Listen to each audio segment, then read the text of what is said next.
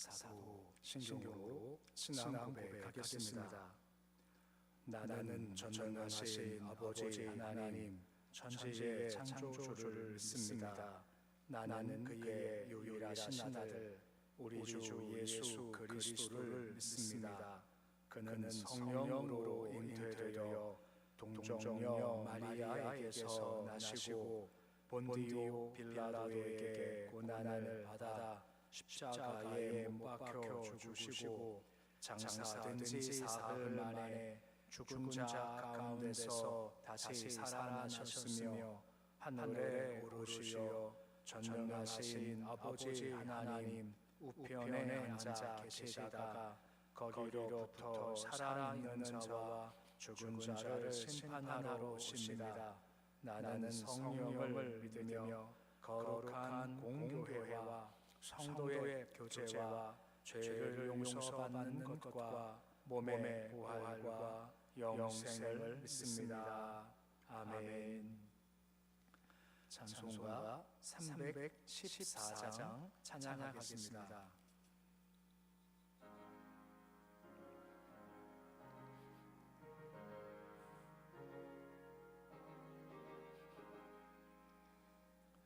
내 구주 예수를 더욱 사랑 엎드려 비는 말 들으소서. 내 진정 소리 내 구주 예수를 더욱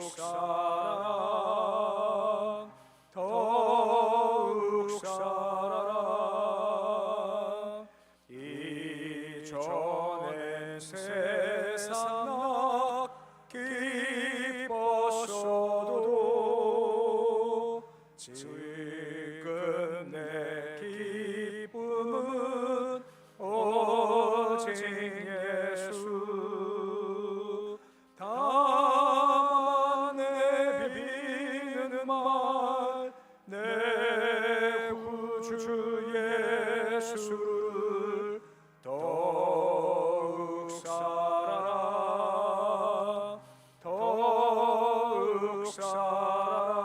사랑 이 세상 떠날 때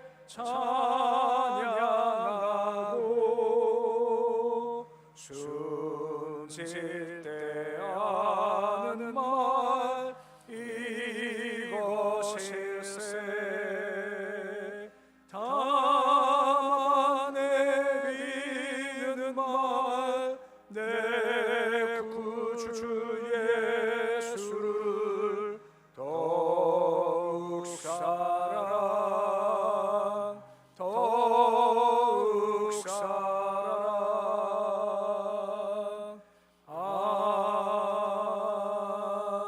아멘. 455장 찬양하겠습니다.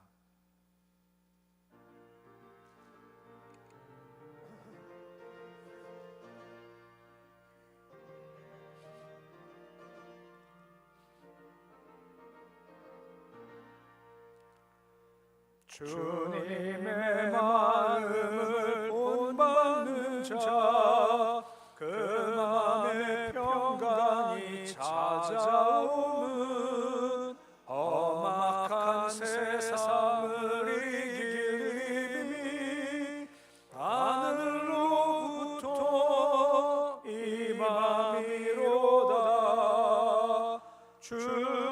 주님의 마음 본받아 살면서 그 거룩하심 나도 이루리. 주 모습 내 눈에 안 보이며 근성 내 귀에 안 들려도 내 영혼 날마다 주 신령한 말씀 늘 배우도다. 주님의 마음 본받아 살면서 그 거룩하심 나도 이루리. 가는 길 거칠고 험하여도 내 맘에 불평이 없어짐은 십자가 고난을 이겨내신 주님의 마음 본받음이라. 주님의 마음 본받아 살면서 그 거룩하심 나도 이루리. 주 예수 세상에 다시 오실 그날에는 무성도 변하여 주님의 빛나는 그 영상을 다 함께 보며 주 찬양하리. 주님의 마음 본받아 살면서 그 거룩하심 나도 이루리.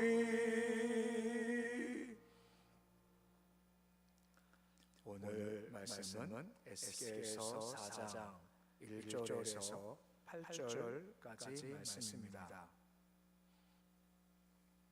에스겔서 4장 1절에서 8절까지의 말씀입니다.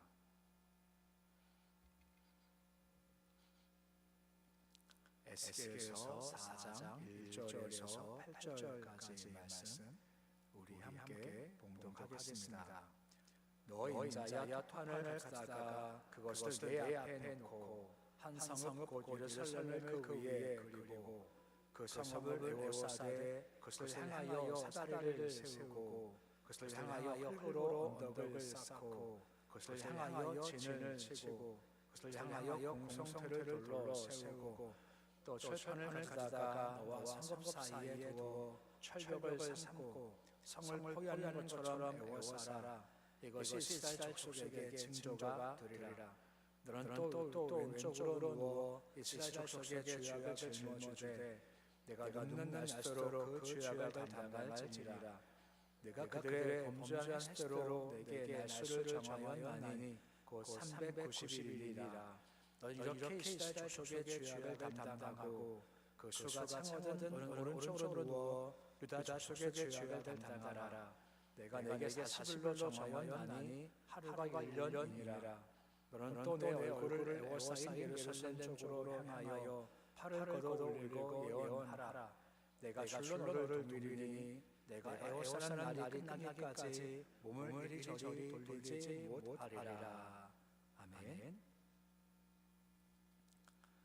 우리가 3장까지 말씀을 통해서 주께서 에스겔을 부르셔서 선자 소명을 맡기셨다는 것들을 우리가 보았습니다.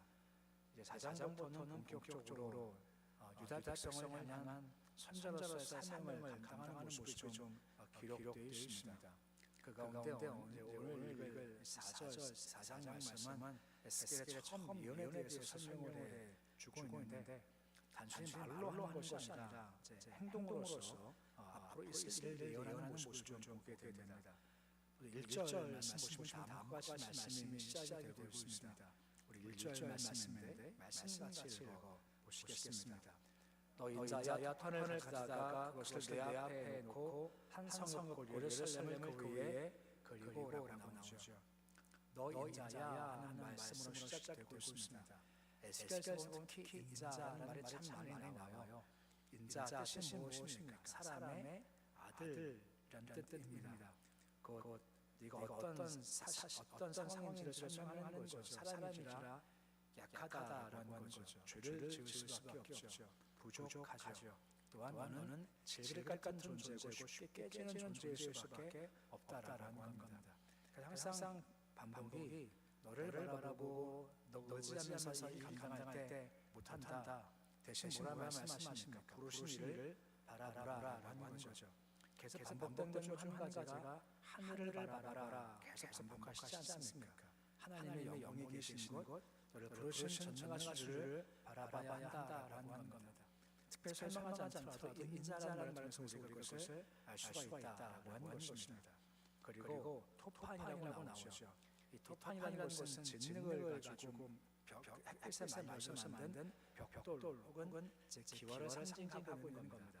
거기다가 하나를 그리라고 하죠. 예루살렘을 그 위에 그려라라고 말씀을 해주고 있습니다. 그리고 이제 좀 이따 보겠지만 그린 후에 여러 가지 것들을 거기 함께 그려서 앞으로 있을 일에 대한 징조를 말씀하는 말씀이 이어지고 있는 겁니다. 2절 말씀 보시면 예루살렘을 그렸죠. 그 다음에 또 하라는 말씀이 있는 겁니다. 그 성읍을 애워싸라라고 하는 것입니다. 이것은 곧 바벨론에서 포위당할 예루살렘을 미리 보여준다라는 것이고, 사다리를 세우고라고 하는 것은 사다리는 바퀴 달린 높은 망대 같은 것을 가리키는 겁니다. 성읍이 있으면 성읍의 표같이 높이 쌓인 망대에서 공격을 하기 위해서 만든 분사 무기라고 할 수가 있죠. 흙으로 언덕을 쌓아놓는 것도 성읍과 같은 높이에 흙으로 언덕을 쌓아서 공격하기 위한 방법이다라는 것이고, 또 한 가지는 뭐라 말씀하시니까 공성터를 돌아라라는 거죠. 공성터라는 것을 영어 보면 나오겠지만 숨을 걷지 않습니까? 이것을 큰 축 같은 걸로 흔들어서 그를 깨는 것이 바로 공성태라고 하는 것이죠.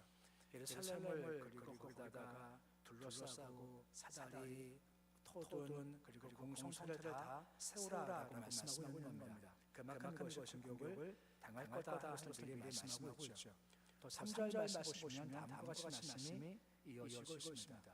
철판을 가져와서 너와 성읍 사이에 두어 철벽을 삼고라고 말씀을 해주고 있습니다. 철판이라고 하는 것은 보통 기름을 발라서 떡을 굽는 데 쓰는 그런 철판을 가리키는 겁니다. 철판을 가지고 너와 성읍 사이에 것을 두어라라고 말씀을 해주고 있는 거죠. 여기는 간접적 의미와 직접적 의미 두 가지가 있습니다. 간접적 의미는 뭐냐면 이런 행동들이 있는데 마음이 강함으로 말미암아 예루살렘 건물들이 너무 단단한 마음 가운데 철판 세워두듯 단단한 마음이 있기 때문에 멸망을 앞에 두고 말씀하지만 듣지 않을 거다라는 것입니다. 말씀을 주시는 것은 말씀 듣고 돌아서기를 원하는 거지만 철판같이 막혀있기 때문에 말씀 들리지도 않고 감동도 받지 못하고 그렇게 교회가 무너질 수밖에 없다. 그것을 간접적으로 보여주고 있죠. 하지만 이제 3절 말씀 나오지만 직접적인 그 모습은 무엇입니까? 포위를 당하는데 철판처럼 너무나 강한 포위망이기 때문에 이것을 뚫고 나올 수가 없다라고 하는 겁니다. 가장 마지막에 징조가 되리라라고 말씀을 해주고 있습니다. 그 명령을 따라서 에스겔이 그림을 그리고 행하는 사람들이 볼 때 뭐 하는 거냐라고 좀 비웃을 수 있었죠. 하지만 이것은 주의 예언 담긴 징조의 모습을 지금 그린다라는 것이고, 나중 것이 이루어졌을 때 그때 그것이 맞는 거였구나, 그때 알 수 있게 된다라고 하는 것입니다. 성경을 설명할 때 약속과 성취라고 해서 말씀을 드리죠. 약속을 쓰면 성취가 됩니다. 말씀을 주시는데 우리를 격려하시는 겁니다. 축복하시는 겁니다. 된다라고 말씀하시는 겁니다. 그러면 그 말씀을 들을 때 그 말씀에게 성취가 될 것이기 때문에 위로가 되고 힘이 되고 또한 인내할 수 있게 되는 겁니다. 하지만 반대도 마찬가지입니다. 말씀 보면 경계하시고 경고하세요. 이것도 이루어진다라는 겁니다. 이루어지기에 삼가할 필요가 분명히 있다라고 하는 겁니다. 이것이 축복의 말씀이든 경계 말씀이든 장차 이루어질 것이기 때문에 위로받고 위안받지만 삼가하는 모습이 필요하다라는 겁니다. 시편 119편 105절 말씀은 내 발에 등이고 빛이라고 하지 않습니까? 그러니까 두 가지가 함께 가는 겁니다. 곧 내일을 모르겠지만 말씀상 내게 힘과 능력을 주시는 것이 위로가 되지만 또한 동시에 경계가 되고 조심해야 된다라고 하는 것입니다. 에스겔서를 통해서 계속 강조 중 한 가지가 무엇입니까? 주께서 우리에게 감동을 주신다는 거죠. 에스겔에게 주께서 말씀을 주시는 겁니다. 에스겔한테 이렇게 해라라고 말합니다. 그때 마음을 감동받고 행하는 것이 그의 모습이다라고 하는 것이죠. 비록 그 행동에서 사람들이 조용하겠죠. 뭐 하는 거냐. 4절 이하 말씀 보시면 되지만 막 누워있어요. 누워서 행동들을 하거든요. 사람 바라볼 때 야, 뭐 하는 거냐. 뭐 하는 거야. 내가 조용하시겠지만 에스겔의 말씀을 통해서 감동을 받았고 감동받은 후 순종으로 화합한다라는 것이 필요한 자세라고 하는 겁니다. 우리 역시 마찬가지입니다. 말씀을 주시면 말씀은 감동이기에 감동을 내가 받지 않습니까? 그 다음 할 것이 무엇입니까? 순종으로 화합할 때 일이 이루어지옵사가 이루어진다라는 겁니다. 에스겔 모습을 사실 볼 수 있게 되는 겁니다. 그리고 4절 이하 말씀 보시면 한 번 더 상징적 행동으로서 앞으로 임할 심판을 말씀할 말씀이 나오게 되는 겁니다. 본문 4절에 다음과 같이 말씀이 시작이 되고 있습니다. 우리 4절인데 말씀같이 읽어 보시겠습니다. 너는 또 왼쪽으로 누워 이스라엘 족속의 죄를 짊어지되 내가 눕는 날씨도록 그 죄악을 담당할지니라 라고 말씀을 해주고 있습니다. 이스라엘 백성들이 있는 곳에서 그 동쪽을 바라보죠. 그 동쪽은 해가 떠올라서 영광이 떠오르는 곳이다라고 보통 얘기를 많이 합니다. 동쪽을 봤을 때 기준으로 왼쪽을 바라보면 거기 북이스라엘이 위치하고 있죠. 누워서 왼쪽을 바라본다라는 것은 북이스라엘을 바라본다라는 겁니다. 누구랍니다. 왼쪽 바라보고 그 결과 늙는 날씨도록 죄악을 담당한다라고 말씀해 주고 있습니다. 그러니까 죄악을 담당한다는 것은 십자가와 같이 내가 죄 대신 죄를 내가 책임진다는 말이 아니라 앞으로 이런 결과가 임할 거다, 이런 재앙이 임할 거다라고 상징적으로 보여준다는 겁니다. 좀 더 보겠지만 에스겔이 누워가지고 우리가 줄에 꽁꽁 묶여서 꼼짝하지 못한다라고 말씀을 해주고 있는 겁니다. 누워서 말입니다. 5절 말씀 보시면 그것이 며칠 간다라고 되어져 있습니까? 5절 말씀 보시면 390일이다라고 하는 것입니다.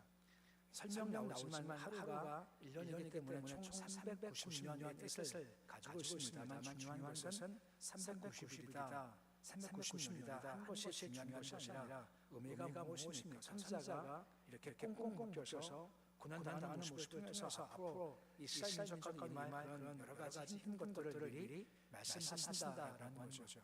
그들의 죄를 심었죠. 그럼 죄의 결과를 얻을 수밖에 없다라는 겁니다. 갈라디아 말씀에 그런 말씀이 있지 않습니까? 심은 대로 거둔다는 말씀 말입니다. 곧 죄를 심었기에 긴 기간 동안 그렇게 어려움을 당할 수밖에 없다고 하고 있고 6절 말씀 보시면 반대로 오른쪽으로 누워라라고 말씀하고 있고 동시에 유다의 족속의 죄를 담당한다라고 말씀을 해주고 있다라고 하는 것입니다. 곧 남쪽 유다든 아니면 북이스라엘 간에 하나같이 모른 주께서 있을 거다 하고 말씀하고 있고 이에 대해서 이것을 감당할 모습을 지금 보이고 있다는 겁니다. 7절 말씀 보시면 이거 행동할 때 중요한 자세 한 가지를 설명을 해주고 있습니다. 7절인데 말씀같이 읽어 보시겠습니다. 너는 또 내 얼굴을 에워싸인 예루살렘 쪽으로 향하고 팔을 걷어 올리고 예언하라라고 합니다. 팔을 걷어 올리고 예언하라라고 말씀을 해주고 있습니다. 이 말은 이렇게 팔짱 끼고 잘하나 보자 하는 거 있지 않습니까? 이제 그런 자세가 아니라는 거죠. 팔을 걷어 올려서 적극 참여한다는 모습을 지금 보인다라는 겁니다.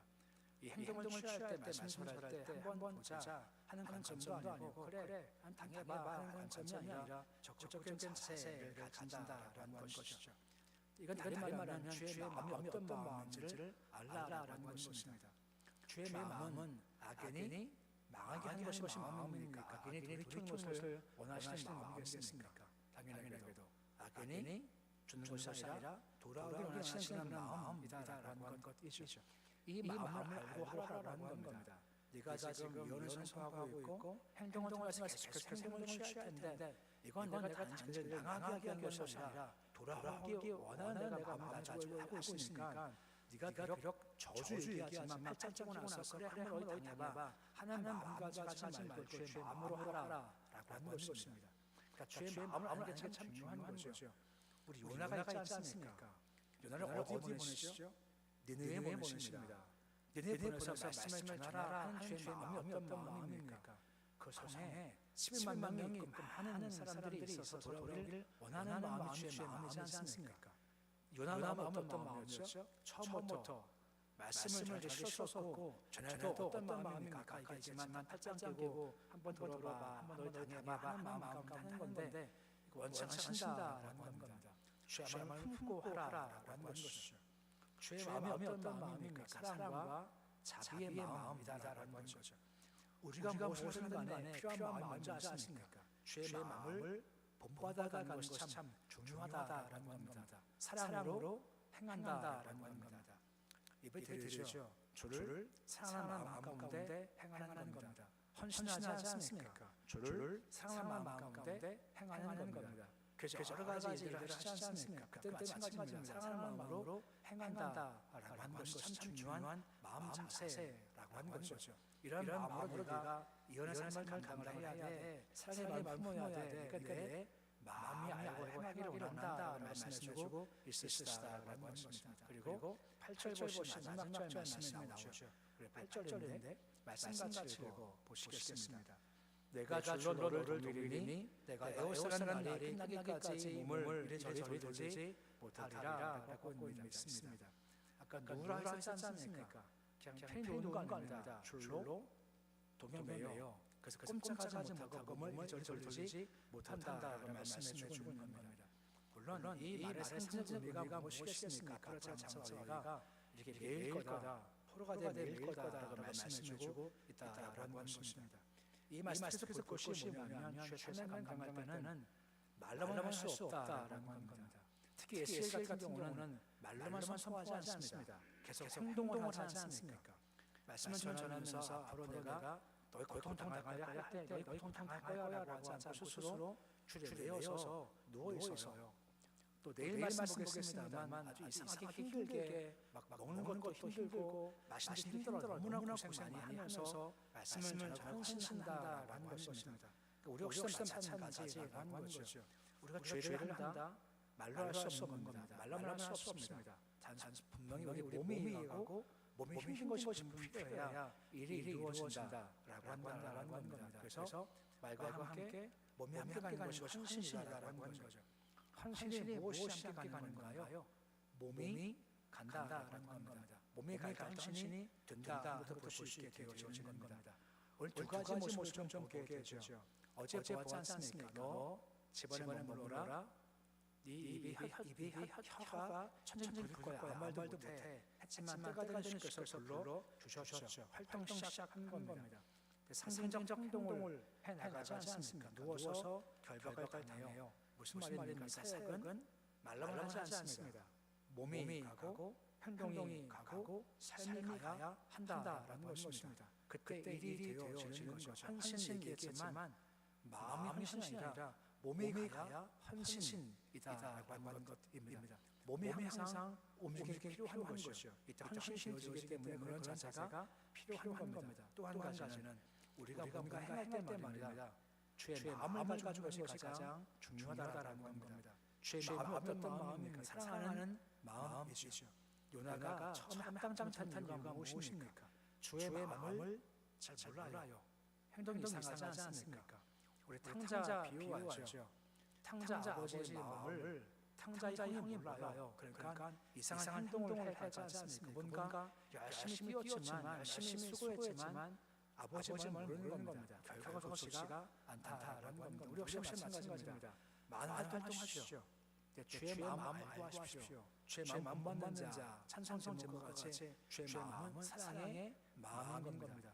우리가 뭘 하는 간에 항상 사랑합니다. 하나님 사랑과 사랑하는 마음 가지고 신앙적 행동을 통해서 그 삶에 열매맺는 모습이 되실 수 있으시기를 우리 주 이름으로 축원해 드립니다. 기도하겠습니다.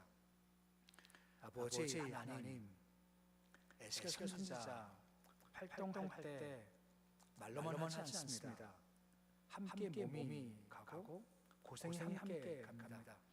우리가 죄를 감당할 때 결코 말로만 되지 않습니다. 때로 힘든 것도 있고 땀 흘리는 게 있어야 죄를 되어주는 겁니다. 헌신, 몸이 가는 겁니다.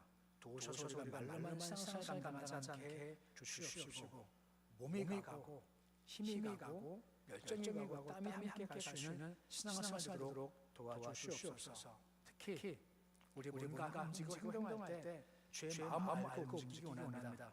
아버지의 마음은 사랑 있습니다.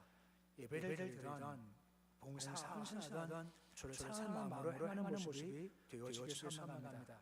아버지 사랑합니다 하며 예배와 드림이 있게 하시고 이곳을 사랑하는 마음으로 헌신과 봉사, 행함을 통해서 그 행함과 그 헌신의 가치가 있도록 주님 도와주시옵소서.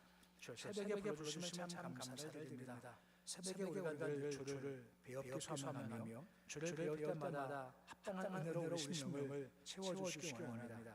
나올 때 우리가 항상 마음을 비우고 빈 그릇까지 나오기 원합니다. 마음 그릇을 잘 쳐서 찬송과 예배 중의 말씀을 우리 심령에 가득하게 채우시도록 주여 도와주시옵시고 특별히 기도해서 응답에 가득한 우리 심령 될 수 있도록 주여 인도하여 주시옵소서. 우리 아이들이 있습니다. 자녀를 견고하게 잘 잡아 주시길 소망합니다.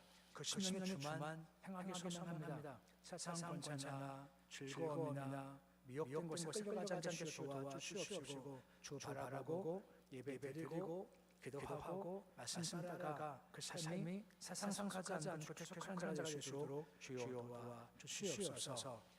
31일 주일날 항동 선거가 있습니다. 우리 함께 기도하며 잘 준비하게 해주시고 이번 선거하는 것이 서로 함께 시험 들고 어려움 겪지 않게 주님 도와주시옵시고 주의 뜻이 이루어지는 항동 선거에서 도와주시옵소서. 북한 땅 아버지 뜻을 생명을 더해주시옵소서. 우리 민족주께서 임하시길 소망하며 주시는 권세, 대통령 또한 정부의 사람들이 그 주시는 권세를 하며 떨리는 마음으로 권력을 잘 찬송하도록 주님 도와주시옵소서.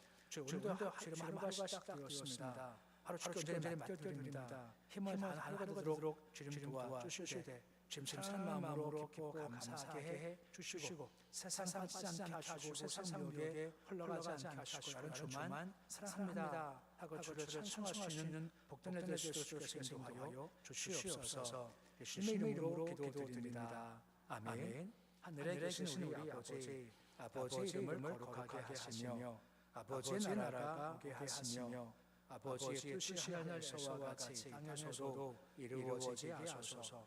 오늘 우리에게 일용할 양식을 주시고 우리가 우리에게 잘못한 사람을 용서하여 준 것 같이 우리 죄를 용서하여 주시고 우리를 시험에 빠지지 않게 하시고 악에서 구하소서. 나라와 권능과 영광이 영원히 아버지의 것입니다. 아멘.